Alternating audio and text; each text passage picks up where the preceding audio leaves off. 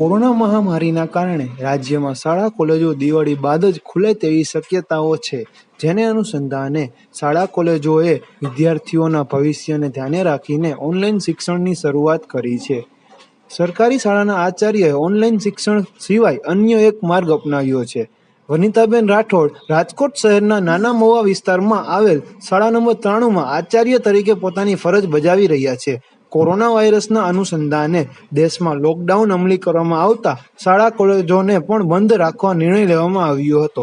વિદ્યાર્થીઓના ભવિષ્યને ધ્યાને રાખીને આચાર્ય વનિતાબેન રાઠોડ દરરોજ વિદ્યાર્થીઓના ઘરે ઘરે જઈને તેમના સુધી પુસ્તકો પહોંચાડે છે.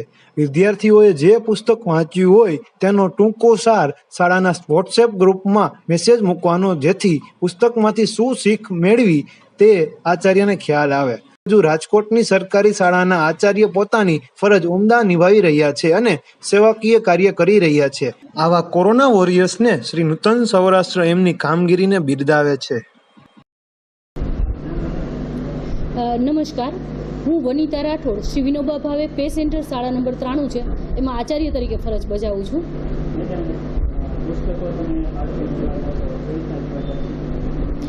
એમાં એવું છે કે હમણાં લોકડાઉનના કારણે શાળાઓ આમ બંધ છે, પરંતુ શિક્ષણ કાર્ય તો અમે બાય વર્ચ્યુઅલ ક્લાસ અને ટેલિફોનિક કરાવીએ છીએ.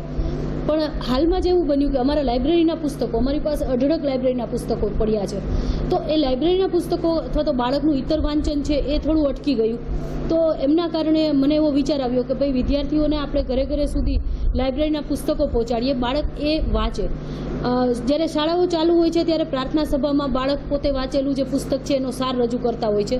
તો અત્યારે અમે એવું વિચાર્યું છે કે બાળક છે ઘરે પુસ્તક વાંચી એને જેટલું મૌલિક યાદ રહે એ મૌલિકનો વિડીયો બનાવે અને વિડીયો બનાવીને અમને મોકલે, અને અમે અમારી શાળાનું જે યુટ્યુબ ચેનલ છે એમાં અમે આ વિડીયો છે એ શેર કરીએ, જેના કારણે બીજા બાળકોને પણ પુસ્તક વિશેની પણ માહિતી મળે અને સાથે સાથે બાળકની જે અભિવ્યક્તિ છે એ પણ એ મૌલિકતાથી કરી શકે એ માટે એને તક મળે.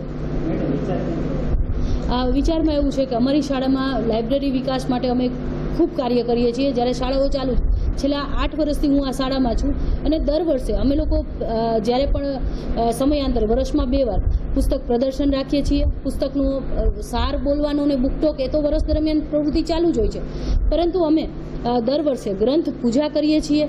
અને અમારી લાઇબ્રેરી છે, લાઇબ્રેરી માટે અમે શાળામાં પણ એવું રાખ્યું છે કે જ્યારે જન્મદિવસ હોય ત્યારે બાળકે ચોકલેટ કે બીજી કાંઈ મીઠાઈ વિતરણ નહીં કરવાનું, પણ શાળાને એક પુસ્તક ભેટમાં આપવાની. શિક્ષકોનો જન્મદિવસ હોય તો શિક્ષકો છે એ પોતાના જન્મદિવસ પર બીજી કશી જ પાર્ટી આપવાને બદલે 10 પુસ્તકો શાળા લાઇબ્રેરીની ભેટમાં આપે છે. તો આ રીતે અમે લાઇબ્રેરીમાં એ ઉપરાંત ઘણા NGO આસપાસમાંથી જે લોકો પાસે પુસ્તકો હોય છે એ લોકો અમને આપે છે. જોકે હમણાં જ ટૂંક સમયમાં અમે શાળા દ્વારા પુસ્તક પરબ પણ શરૂ કરવા જઈ રહ્યા છીએ કે જેમાં માત્ર અમારી શાળાના જ બાળકો લાભ લે એવું નહીં, પણ આસપાસના વિસ્તારના લોકો પણ આનો લાભ લઈ શકે. તો એ પણ પ્રવૃત્તિ છે અમે ટૂંક સમયમાં શરૂ કરવા જઈ રહ્યા છીએ.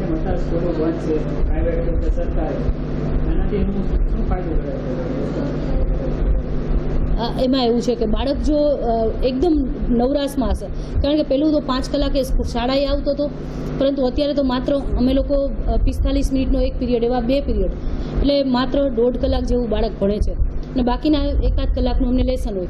તો બાકીના સમયમાં એ ફ્રી છે, એ વિડીયો ગેમ રમે અથવા તો એ સોશિયલ મીડિયા પર જઈને કંઈક જોવે અને માત્ર ટીવી જોયા રાખે કે બહાર રમવા જાય. તો અત્યારના સમયમાં એવું છે કે અત્યારે તો ગાર્ડન પણ બંધ છે અને રમવાનું બંધ છે. તો આ ગાળા દરમિયાન એ સમયનો સદુપયોગ કઈ રીતે કરી શકે, તો એમને વાંચતો કરવો એ અમારું માત્ર ને માત્ર એક હેતુ છે, એક ઉદ્દેશ્ય છે. અને વાંચનથી એ મહાન લોકોના, વિચારકોના આઈડિયાને જાણી શકે, સાથે સાથે પોતાની જે શબ્દ ભંડોળ છે એ શબ્દ ભંડોળ એનો વિકસી શકે.